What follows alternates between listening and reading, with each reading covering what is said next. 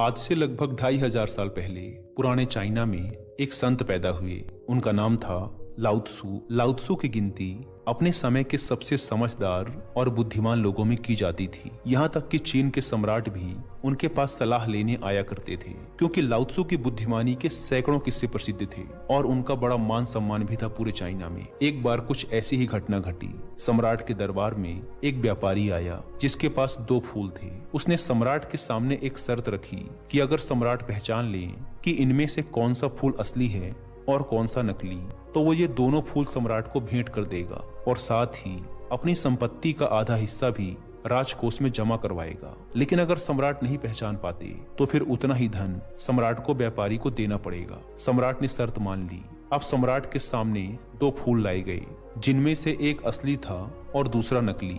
लेकिन उन दोनों में फर्क कर पाना बड़ा मुश्किल था, क्योंकि देखने में दोनों बिल्कुल एक जैसे लग रहे थे। जिस कारीगर ने उस नकली फूल को बनाया था वह इतना कुशल था कि उसने इतनी बारीकी से असली फूल की नकल की थी कि दोनों में फर्क ढूंढ पाना बड़ा मुश्किल हो रहा था।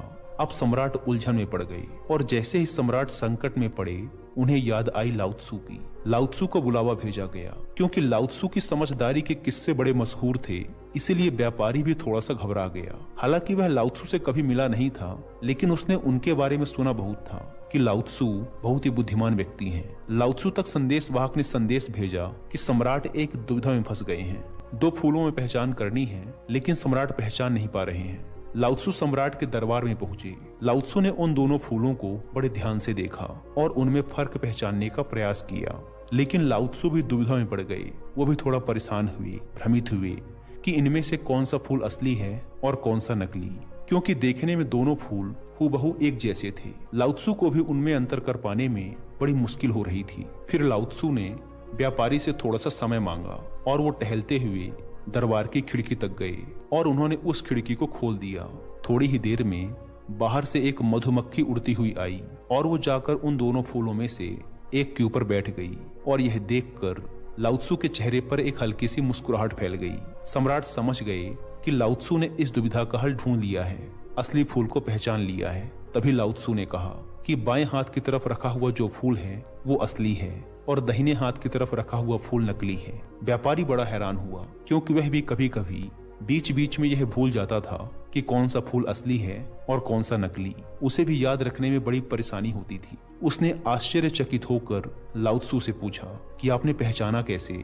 लाओ त्सु ने कहा कि मनुष्य की आंखों को धोखा दिया जा सकता है, लेकिन इस प्रकृति को, ताओ को धोखा नहीं दिया जा सकता। प्रकृति को लाओ त्सु ताओ कहा करते थे। इन फूलों को देखकर इंसान भले ही अपनी आंखों के कारण धोखे में पड़ जाए, लेकिन एक मधुमक्खी को धोखा नहीं दिया जा सकता। मधुमक्खी आकर हमेशा एक असली फूल पर ही बैठेगी।